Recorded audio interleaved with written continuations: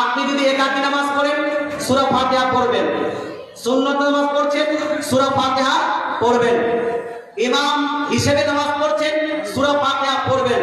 কিন্তু ইমামের পিছনে মুক্তাদি হয়ে যদি আপনি সূরা ফাতিহা থাকেন তাহলে মুক্তাদিদেরকে সূরা ফাতিহা পাঠ করতে হবে।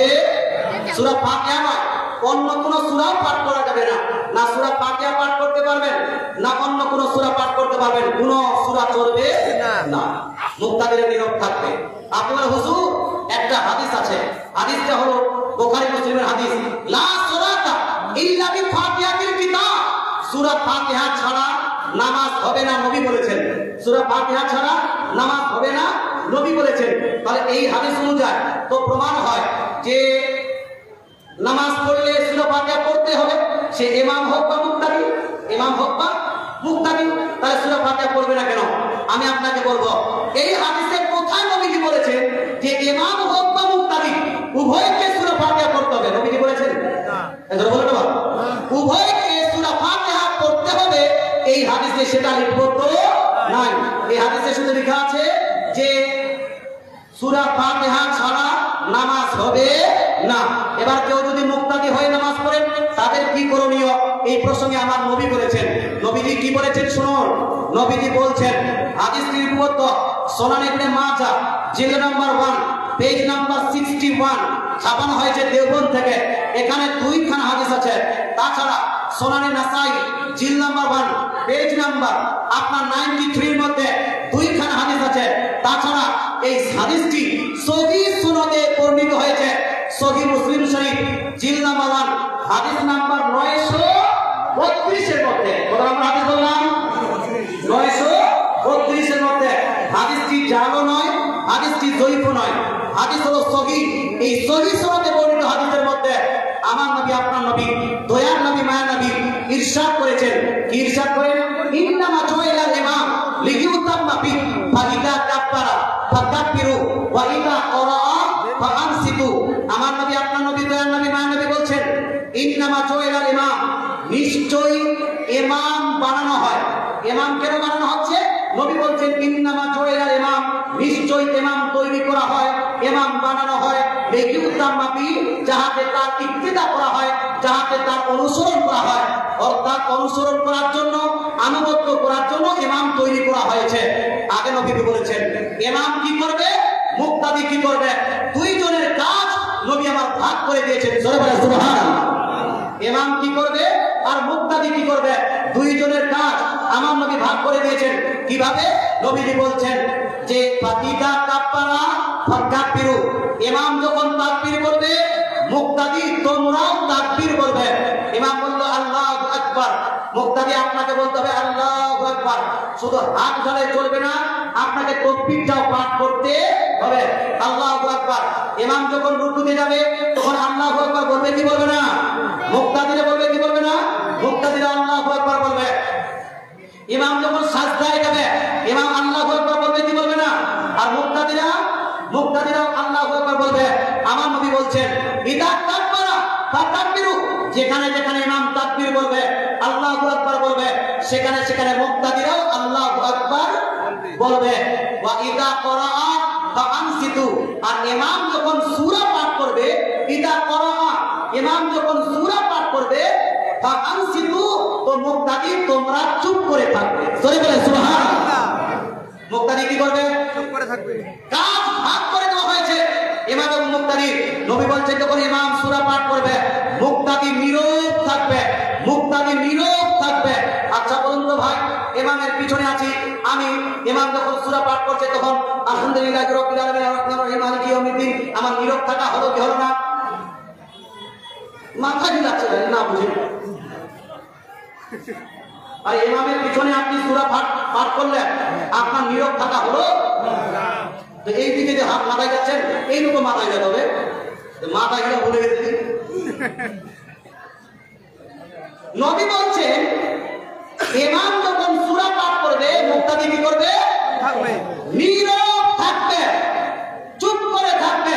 তো চুপ করে না থেকে আপনি যদি সূরা ফাতিহা পাঠ করেন তাহলে নীরব থাকা হলো না। ইমাম সূরা পাঠ করবে, মুক্তাদি নীরব থাকবে, সেটা জোরে সূরা হোক আস্তে সূরা হোক, মুক্তাদি নিরোগ থাকবে। ওয়া ইযা ক্বালা গায়রুল মাগদুবি আলাইহিম ওয়া দাল্লিন, মুক্তাদি শুনো, ইমাম যখন গায়রুল মাগদুবি আলাইহিম ওয়া দাল্লিন পাঠ করবে, ফাকুলু আমিন, মুক্তাদি তোমরা আমিন বলবে। সুবহানাল্লাহ। মুক্তাদি কি করবে? আমিন বলবে। আচ্ছা, ইমাম যখন গায়রুল মাগদুবি আলাইহিম ওয়া দাল্লিন বলল, মুক্তাদি আমিন বলল, আগে নবীজি বলছেন ওয়া ইযা রাকা ফারকাউ, ইমাম যখন রুকুতে যাবে তোমরা তখন রুকুতে যাবে। ইমাম আগে, মুক্তাদি পরে। মুক্তাদির আগে যদি ইমাম চলে যায় চলবে না। হাদিসে আছে ফা, ফা মানে তাকিম মাল ওয়াসল, ইমামের পরে মুক্তাদি তাড়াতাড়ি করে রুকু করবে, ইমামের পরে আগে করবে না। আচ্ছা, আগে নবী বলছেন ওয়া ইযা ক্বালা সামিআল্লাহু লিমান হামিদা, আর ইমাম যখন সামিআল্লাহু লিমান হামিদা বলবে, মুক্তাদি তোমরা কুলু রব্বানা ওয়া লাকাল হামদ, মুক্তাদি তোমরা রব্বানা ওয়া লাকাল হামদ বলবে। কি বলবে? রব্বানা ওয়া লাকাল হামদ হামদান কাসীরান তাইয়িবান মুবারাকান ফি। এই কথা কেন নবী বলেন? নবী বলছেন মুক্তাদি তোমরা রব্বানা ওয়া লাকাল হামদ বলবে। কথা বুঝতে পারছেন না? আচ্ছা, এই হাদিসের মধ্যে সহিহ হাদিস, এটাকে জাল বলবেন না। জাল বললে আপনি নিজেই জাল প্রমাণিত হবেন। জাল মানে বানোয়াট, আপনি নিজেই জাল প্রমাণিত হবেন। এটাকে জয়ীফ বলা যাবে না। জয়ীফ বললে হাদিসকে আপনি নিজেই জয়ীফ এবং দুর্বল প্রমাণিত হবেন। নবী যেখানে ভাগ করে দিয়েছেন ইমাম এবং মুক্তাদি, এখন আপনাকে জিজ্ঞেস করতে চাই, ইমাম যখন তাকবীর দিবে, মুক্তাদিরে তাকবীর দিবে কি দিবে না? দিবে। ইমাম যখন সূরা পাঠ করবে, মুক্তাদি কি করবে ভাই? কি করবে? চুপ করে থাকবে। আর ইমাম যখন গায়রুল মাগদুবি আলাইহিম ওয়া দাল্লিন পাঠ করবে, তখন মুক্তাদি কি করবে? আমিন বলবে। ইমাম যখন সামিআল্লাহু লিমান হামিদা বলবে, তখন মুক্তাদি কি বলবে? রব্বানা ওয়া লাকাল হামদ বলবে। ইমামের জন্য সামিআল্লাহু লিমান হামিদা, মুক্তাদির জন্য রব্বানা ওয়া লাকাল হামদ। মুসলমান, যেহেতু এখানে স্পষ্ট ভাষায় ইমাম এবং মুক্তাদির নিয়ম শিখার সময় নবীজি সাল্লাল্লাহু আলাইহি সাল্লাম আপনাকে শিখিয়েছেন, পদ্ধতি দিয়েছেন, আপনাকে নীরব থাকার কথা বলেছেন। এই জন্য কোন মুক্তাদি ইমামের পিছনে সূরা পাঠ করবে না, না অন্য সূরা পাঠ করবে, না সূরা ফাতিহা পাঠ করবে। কথা বুঝতে পারছেন না? আমার বাবার হুজুর লা সালাতা ইল্লা বিফাতিহাতিল কিতাব, সেই হাদিসটার কি হবে? মুসলমান, আপনাকে বলতে চাই, এই হাদিসের ব্যাখ্যা বিশ্লেষণ নিন, একটু আমাদের কথা শুনুন, মনোযোগ সহকারে শুনুন। আপনাকে প্রশ্ন করব, এক হাদিসে নবীজি বলেছেন মান ক্বালা লা ইলাহা ইল্লাল্লাহ দাখালাল জান্নাহ, পুরো ব্যক্তি যদি লা ইলাহা ইল্লাল্লাহ বলে সে জান্নাত চলে যাবে। কি বললেন? লা ইলাহা ইল্লাল্লাহ কেউ যদি বলে এ জান্নাতে যাবে।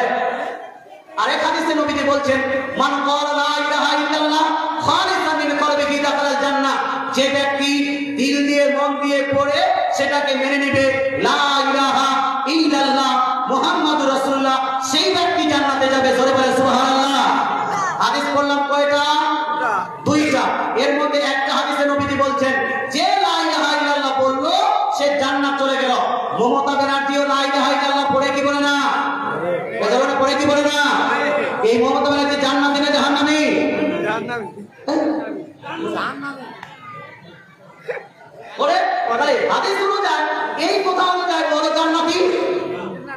তাহলে কোন এখন আলে হাদিস ভাই এই হাদিসকে দলিল বানিয়ে বলবে না মমতা আপনার দিদি, আমরা তাকে ভোট দিয়ে জিতিয়েছি, সেই মমতা দিদিকে আমরা মুখ্যমন্ত্রী বানিয়েছি, এই মমতা দিদিকে ছেড়ে আমরা জান্নাত যাব না, জান্নাতে হরতাল লাগিয়ে দেব, আর আমরা প্রমাণ করে দিব যে মমতা জান্নাতি। কারণ নবীজি বলেছেন মান ক্বালা লা ইলাহা ইল্লাল্লাহ দাখালাল জান্নাহ, নবী বলেছেন যে লা ইলাহা ইল্লাল্লাহ পড়লো সে জান্নাত চলে গেল। দলিল আছে। আপনি বললেন যে না ঠিকই তো বলছি জান্নাতি, তার মানে কি বুত পূজা করলেও জান্নাতি, মূর্তি পূজা করলেও জান্নাতি, একটা নয় ৭০টা খোদা মানলেও জান্নাতি। মুসলমান, আপনি বুঝতে পারেন। আরেকটা হাদিস বলছি, আচ্ছা বলুন। আরেকটা হাদিসে নবী বলছেন মান ক্বালা লা ইলাহা ইল্লাল্লাহ খালিসান মিন কলবিহি দাখালাল জান্নাহ, যে লা ইলাহা ইল্লাল্লাহ পড়বে এবং দিল দিয়ে প্রাণ দিয়ে সেটাকে মেনে তারপর আমল করবে, সেই ব্যক্তি জান্নাতে যাবে। সুবহানাল্লাহ। কথা বুঝতে পারছেন না? আচ্ছা, এই হাদিস অনুযায়ী ওই মমতা ব্যানার্জি জান্নাত যেতে পারলো কি পারলো না? পারলো না। এজন্য পারলো কি পারলো না? এক হাদিস অনুযায়ী পারছে, এক হাদিস অনুযায়ী পারছে না। আমল করবে কোনটা? পূর্বের হাদিস, প্রথম হাদিসটা না দ্বিতীয় হাদিসটা? কোনটা?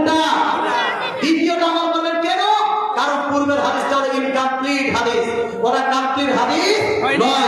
দ্বিতীয়টা হলো কমপ্লিট হাদিস, দ্বিতীয়টা হলো কমপ্লিট হাদিস, যেটা কমপ্লিট হাদিস সেটার উপর আমল করতে হবে, নাহলে ইসলাম নষ্ট হয়ে যাবে, ইসলাম ধ্বংস হয়ে যাবে, ইসলামে বুত পূজা করা যায়